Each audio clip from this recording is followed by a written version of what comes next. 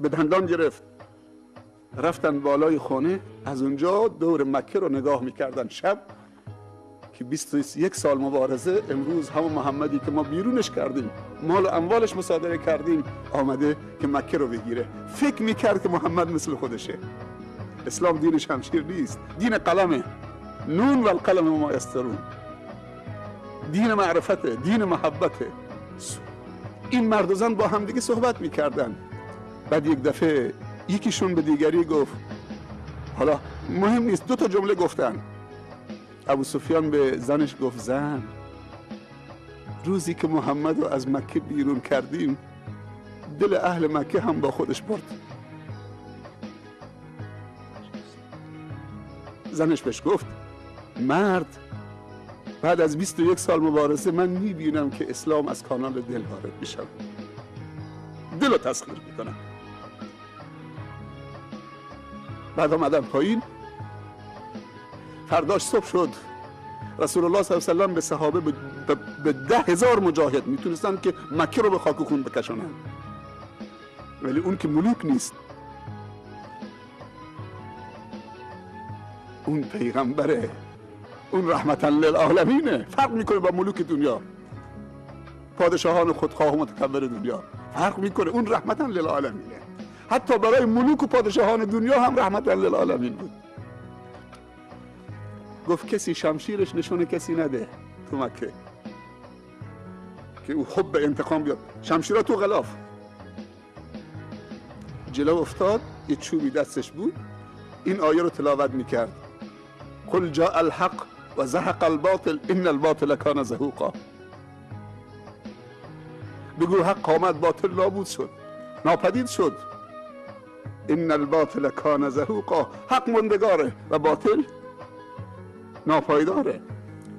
بعد وارد شد، رفت با همون چوبی که دستش بود فکر جاهلی رو سرنگون کرد. اونجا بت‌ها رو سرنگون کرد. بت یعنی چی؟ یعنی افکاری که تبدیل به بت شده بود در درونشون، بعد تبدیل به سنگ شده بود. رفت روی پله بالا ایستاد، خطبه خوند، سخنرانی کرد، موعظه کرد. حالا اهل مکه همه ایستادن.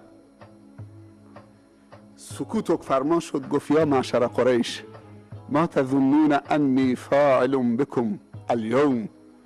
شما چی گمان میکنی درباره من 10,000 نفر همراهشا؟ امروز من چه کار میکنم در حق شما، در برابر شما؟ یک نفر بلند شد از وسط از کفار، گفت اخون کریم و ابن اخ کریم. سبحان الله. 21 سال با او جنگیدن، بیرونش کردن، ولی اونو میشناسن، میگن اخون کریم و ابن اخ کریم. تو برادر بزرگوار و با گذشتی ما هستید و بزرگواری و گذشت و از تو سراغ داریم. و ابن اخ کریم و پسر برادر کریم و بزرگوار و با گذشت. پیامبر نگفت حتی مسلمان بشید. خوب دقت بکنید، اسلام تحمیلی و اجباری نه، نفاق ایجاد میکنه. گفت اذهبوا فانتم الطلقاء، همتون برید که آزادی. وقتی عفو عمومی صادر کرد، حالا کسی نمیره. گفتن این عظمت فقط در اسلام. همه اونجا رو به قبله علم و ادب و اخلاق و بزرگواری ایستادن و گفتن این اخلاق زمینی نیست، این اخلاق بالاست. اشهد ان لا اله الا الله و اشهد انک رسول الله. جالبتر از این، ما وقتی کسی به ما بد کرده، بعد ضعیف می شود، ما انتقام از او میگیریم. اما پیامبر صلی الله علیه و سلم از این صاحب منصبان انتقام نگرفت.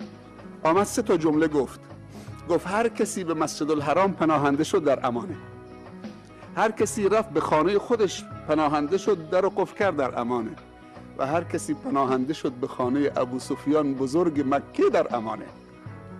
یعنی ابو سفیان رو کاری کرد، اون بزرگ بود، نگفت بهش مؤمن یا مسلمان بشو. گفت هر کسی به خانه ابو سفیان بزرگ قریش هم پناهنده شد، اون در امانه. اون قدر بهش احترام قائل شد که ابو سفیان دیگه تسلیم شد.